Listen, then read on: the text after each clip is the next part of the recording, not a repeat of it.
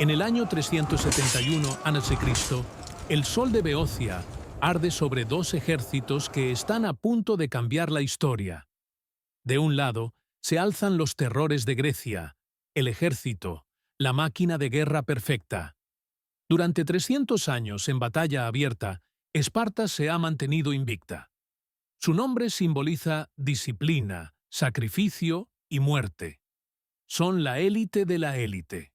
Cada soldado espartano vale por 10.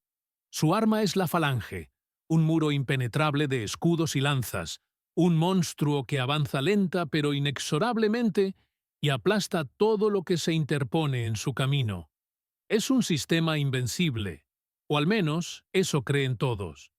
Del otro lado, se alza una potencia de segunda categoría, una coalición de ciudades-estado bajo el liderazgo de Tebas, una potencia en ascenso que aún vive a la sombra de la gloria de Atenas y el terror de Esparta.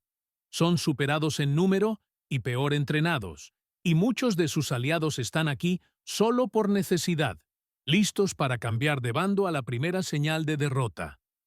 Sus generales lo saben, sus soldados lo saben, lo intuyen, morirán. El rey espartano Cleombrotus mira a sus hombres y sonríe. La victoria no es una posibilidad, sino una certeza, una formalidad sangrienta. Ordena a su falange avanzar en la formación estándar que siempre ha funcionado. 12 filas de fondo, una muralla de 1 kilómetro de largo. Su hípeis de élite, la Guardia Real, colocada en el ala derecha, el lugar de honor y el punto de mayor impacto, como siempre. Al otro lado de la llanura tebana de Leuctra, el general Epaminondas está a punto de hacer lo impensable, algo que contradice todas las reglas de la guerra, algo suicida. Mientras sus hombres tiemblan, observa la línea espartana. Ve lo que nadie más ve. No ve un bosque invencible. Ve una grieta, una debilidad fatal que ha permanecido oculta durante siglos. La pregunta no es si Tebas puede ganar. La pregunta es cómo un hombre con un ejército inferior descubre el secreto para destruir el arma más poderosa del mundo, Antiguo. ¿Y por qué esta victoria, en lugar de traer la paz, desatará un nuevo ciclo de caos y destrucción que someterá a toda Grecia? El arma secreta no es una espada nueva ni una armadura nueva. Es una idea tan simple y brutal que quebrantará la columna vertebral de Esparta para siempre. Los beocios dudan, amenazan con retirarse. Creen que liderarlos en la batalla significa entregarlos a la muerte. La muerte es segura si huimos. Esparta no muestra piedad. La única pregunta es si morimos como esclavos o como hombres libres. La presión sobre Epaminondas es enorme. Se enfrenta no solo a Esparta, sino también al miedo de sus propios hombres, a la lógica aplastante de la historia militar.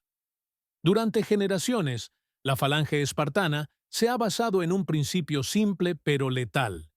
Cada hombre protege su lado derecho con su escudo y deja desprotegido su flanco izquierdo. Por lo tanto, cada falange tiende instintivamente a desviarse hacia la derecha. En el caos de la batalla, los espartanos no combatieron este instinto. Lo perfeccionaron y colocaron a sus mejores tropas, su élite invicta, en el ala derecha para convertirla en un arma. El plan siempre era el mismo. Su ala derecha, más fuerte y rápida, aplastaría la izquierda del enemigo, la envolvería y atacaría por la espalda. Era un golpe demoledor, predecible pero imparable. La clave de todo el sistema, el motor de la máquina de matar espartana, residía en la superioridad de su ala derecha, y toda Grecia lo sabía. Por eso la táctica convencional dictaba reforzar la propia ala derecha para absorber el primer golpe y debilitar la izquierda para no sacrificar a los mejores hombres contra la élite espartana, jugando a la defensiva y minimizando las pérdidas. Pero Epaminondas no siguió el manual. Lo reescribió. Mientras sus generales esperaban la orden de reforzar el ala derecha, dio la orden más extraña y aterradora que jamás habían escuchado. Debilitar el ala derecha, retirarla, era para evitar el combate el mayor tiempo posible. Era una locura. Renunció voluntariamente al flanco que, según todas las reglas, debería haber defendido. Pero el verdadero impacto llegó después. Toda la fuerza de ataque, la élite del ejército tebano, no debía dirigirse al centro ni al ala derecha, sino a la izquierda, directamente contra la élite espartana. No quería sobrevivir al ataque de los mejores guerreros de Esparta. Quería atacarlos. Quería cazar al depredador. ¿Y quién formaría esta punta de lanza suicida? La unidad más letal y legendaria de Tebas, la banda sagrada. 300 hombres, 150 parejas de amantes, guerreros unidos no solo por el deber, sino por un profundo vínculo emocional, fusionados en una fuerza de la naturaleza. Luchaban con furia desesperada, no solo para protegerse, sino para preservar a su amada a su lado. Eran la respuesta tebana a la élite espartana. Epaminondas no los desplegó en las 12 filas tradicionales, sino que los apiló en filas, de 50 escudos, 50 hombres empujando tras el primero. No era una línea de batalla, sino un ariete humano, creado con un único propósito: quebrar, a cualquier precio, el punto más fuerte de la falange espartana. Era todo o nada, una apuesta tan descabellada que el rey espartano Cleombroto, al otro lado del campo, apenas podía creer lo que veía. Para el rey espartano, carecía de sentido. Era un insulto a la lógica de la guerra. El enemigo avanzaba en una formación inclinada y oblicua. Su ala derecha, que debería haber encarado a la élite espartana, se retiraba. Sus flautas de guerra sonaban a un ritmo lento, casi lúgubre. ¿Qué hacía Epaminondas? ¿Era un cobarde sacrificando su ala izquierda para salvar al resto de su ejército? La arrogancia espartana, forjada en 3 siglos de victorias ininterrumpidas, selló su destino. Cleombroto no vio ninguna trampa. Vio un error. Dio la orden de siempre: ataque frontal. Su poderosa ala derecha, sus ciudadanos, la máquina de matar de Grecia, avanzaban con aterradora disciplina al ritmo de sus propias flautas, pero solo golpeaban el aire. El enemigo que debían aplastar no estaba allí. Se había desvanecido. Y entonces Cleombrotus comprendió. Demasiado tarde. El objetivo de Epaminondas nunca había sido la falange completa. El objetivo era él mismo, la cabeza de la serpiente. El ariete tebano, esta monstruosa columna de 50 escudos de profundidad, liderada por Pelópidas y la banda sagrada, no se estrelló contra la línea espartana en su conjunto. Se estrelló contra los primeros 100 metros, exactamente donde se encontraban el rey y su guardia real. No fue un choque, fue una colisión, un impacto de violencia inaudita concentrado en un solo punto. Los espartanos, acostumbrados a luchar en 12 filas de profundidad, fueron abrumados por una masa casi 5 veces mayor. Sus primeras filas cayeron apuñaladas, aplastadas, asfixiadas. Los de atrás intentaron mantener la posición, pero la presión era inhumana. Era como intentar detener una cascada con un muro de madera. El grupo sagrado luchó con una ferocidad que los espartanos no podían igualar. No era solo disciplina, era desesperación y amor. Cada pareja era un torbellino de furia, cubriéndose las espaldas mutuamente, abriendo brechas en el muro de escudos estampado con la lambda. Su objetivo era claro, transmitido por Pelópidas, en medio del caos: encontrar al rey Cleombroto. Por primera vez en la historia reciente, el invencible ala derecha de Esparta fue rechazada. Ni siquiera se mantuvo firme. Cedió. Centímetro a centímetro, el ariete tebano se adentró en la formación más mortífera del mundo, Antiguo. Y entonces sucedió. Una lanza tebana encontró una brecha en el muro de escudos. El grito que resonó por el campo de batalla heló la sangre en las venas de todos los espartanos. Su rey había caído. En el código de honor espartano, la muerte en batalla era la gloria suprema. Pero la muerte de un rey era un sacrilegio, un fracaso cósmico. La caída de Cleombroto no desmoralizó a su guardia real. Los convirtió en una manada de bestias atrapadas. La lucha ya no se trataba de la victoria.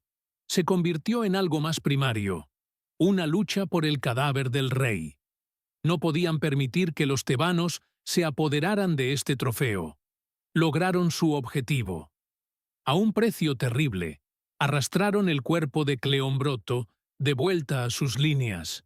Fue un acto de valentía legendaria y su último error. Porque mientras la élite de Esparta, la fuerza motriz de su ejército, moría para recuperar un cadáver, el resto de la falange observaba.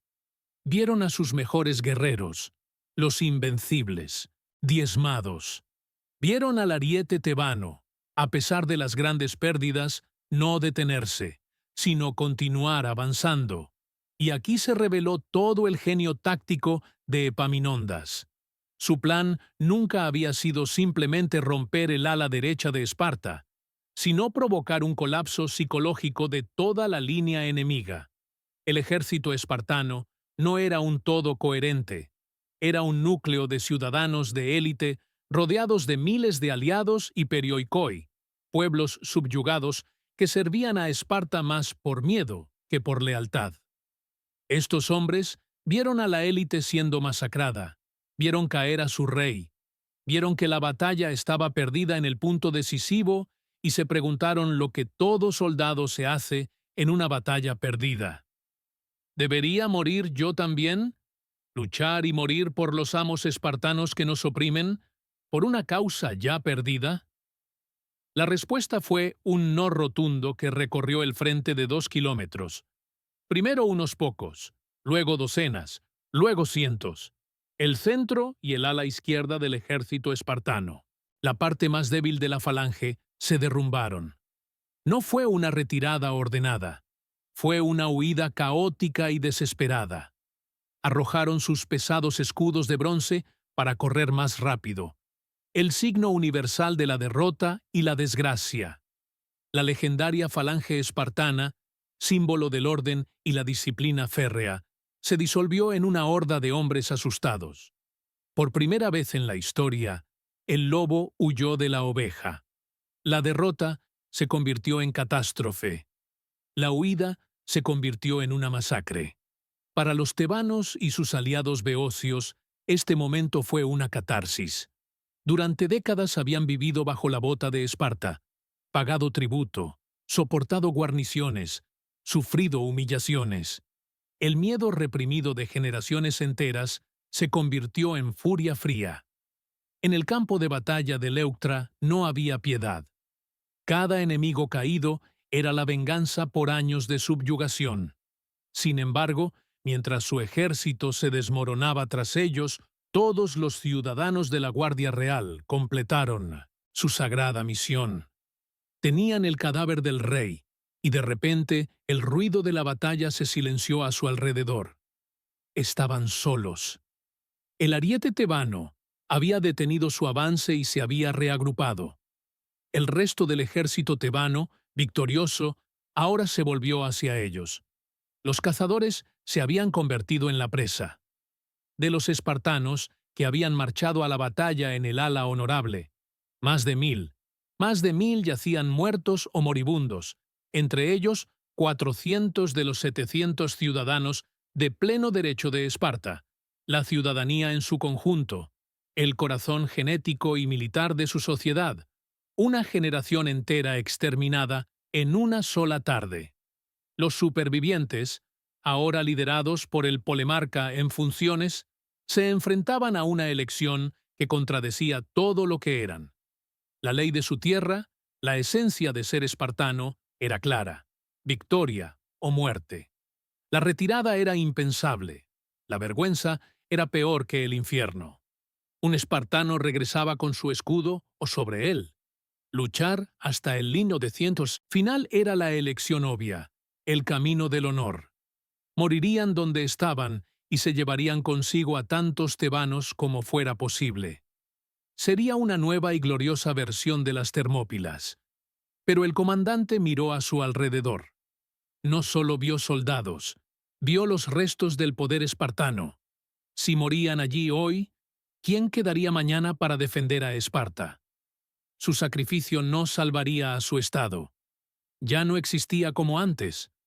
Solo sellaría la extinción de su linaje.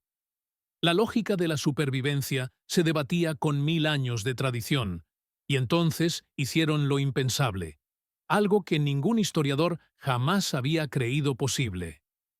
Un heraldo espartano, desarmado, con su bastón de mensajero en alto, salió del círculo de escudos. Lentamente cruzó el campo ensangrentado entre los cuerpos de sus camaradas hacia las líneas tebanas. No vino a negociar, ni a desafiar. Vino a suplicar.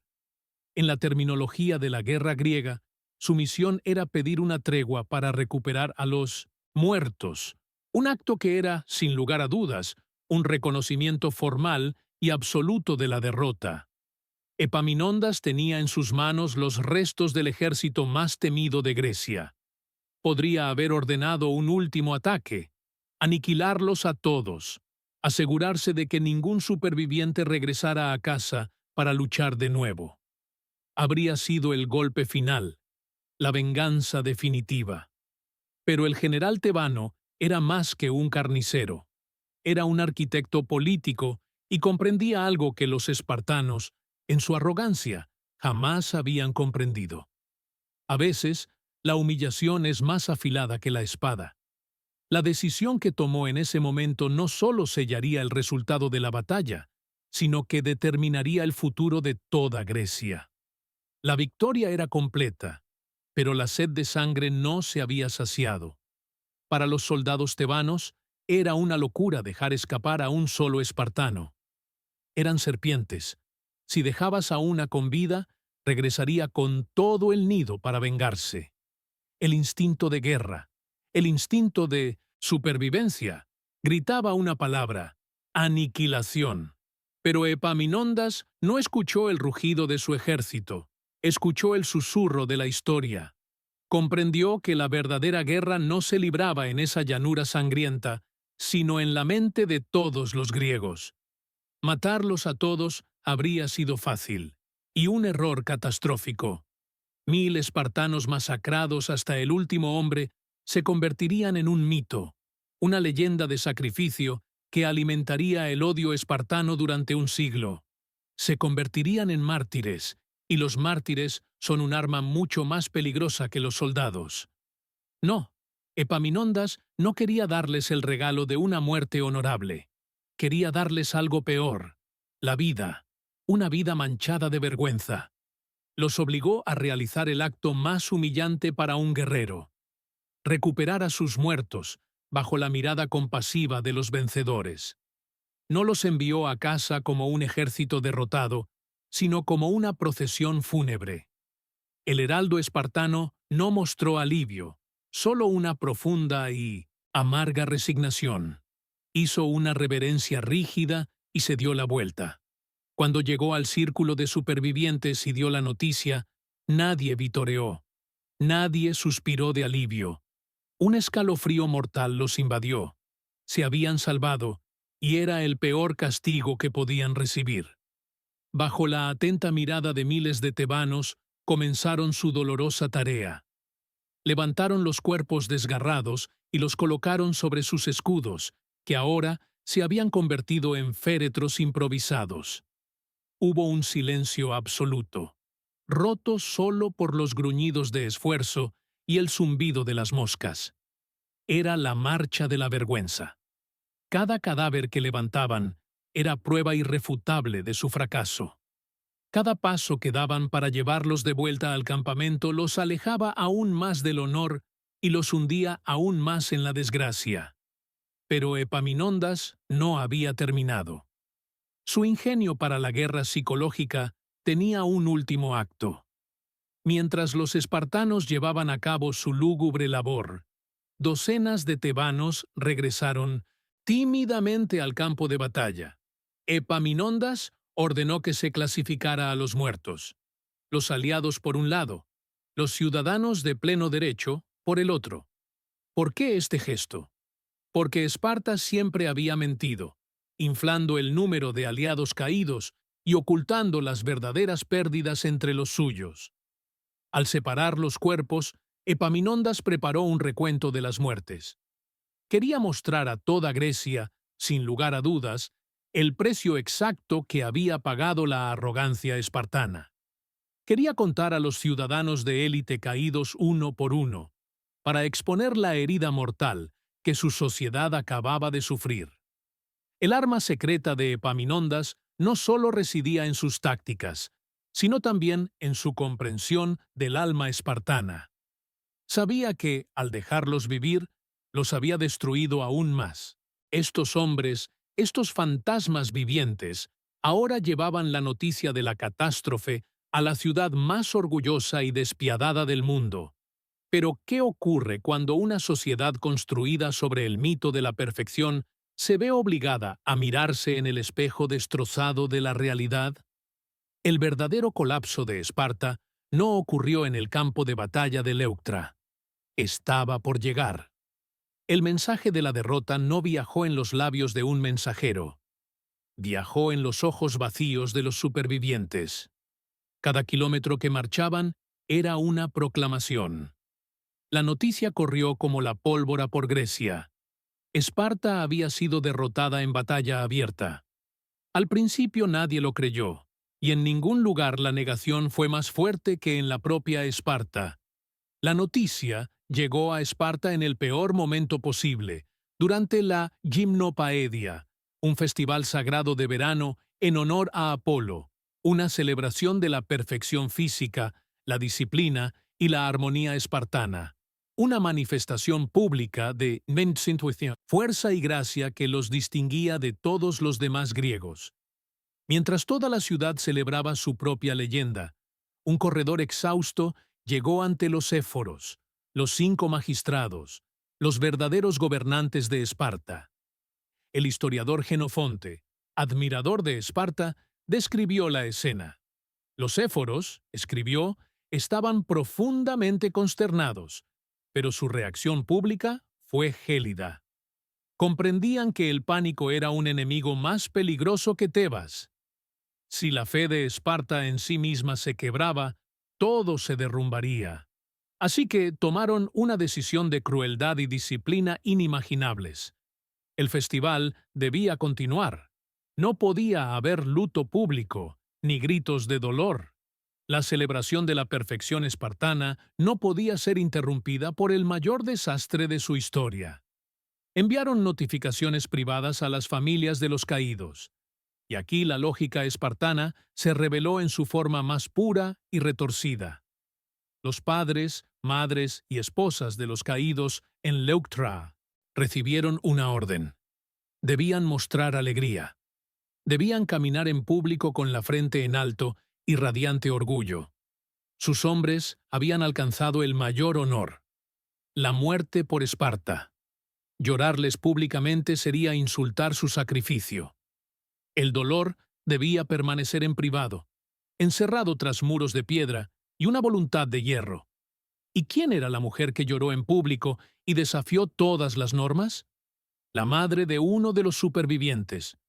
Su hijo sobrevivió. Su hijo regresó a casa, y por eso estaba de luto. Su dolor era la vergüenza de su familia. En el universo moral de Esparta, una vida sin victoria era infinitamente peor que la muerte. La ciudad se había convertido en un teatro de emociones contrapuestas, una pesadilla psicológica en la que las madres celebraban la muerte de sus hijos y lloraban a los que aún vivían. Por fin, llegaron los supervivientes. Los hombres cuyo crimen había sido no morir entraron en su propia ciudad no como soldados, sino como fantasmas, sin aplausos, sin coronas, solo el peso aplastante de miles de ojos juzgadores. La ley espartana para los cobardes, los temblorosos, era brutal. Pérdida de los derechos ciudadanos, humillación pública, una vida como parias. Pero, ¿cómo podían aplicar esta ley a casi la mitad de su ejército de élite? ¿Cómo castigar a quienes se necesitan desesperadamente para la siguiente batalla? Esparta se enfrentaba a un dilema para el cual su sistema nunca había sido diseñado. La guerra con Tebas no había terminado. La guerra de Esparta consigo misma apenas comenzaba. La solución de Esparta a su crisis fue tan brutal como su entrenamiento. Los supervivientes de Leuctra no fueron ejecutados ni exiliados. Fueron condenados a una pena de muerte social. Se convirtieron en tembladores, extraños temblorosos en su propia tierra. Nadie les habló. Nadie compartió una comida con ellos. Ninguna familia respetable permitiría que su hija se casara con uno de ellos. Cada día, a cada hora, se les recordaba su fracaso, obligados a vivir con la vergüenza de haber elegido la vida por encima del código de honor. Pero este castigo moral creó una catastrófica paradoja militar. Esparta estaba mortalmente herida.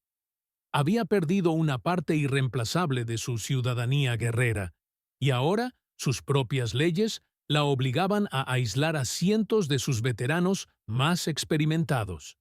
Necesitaba a todos sus hombres para la inminente guerra de venganza contra Tebas. Aplicar la ley sería un suicidio.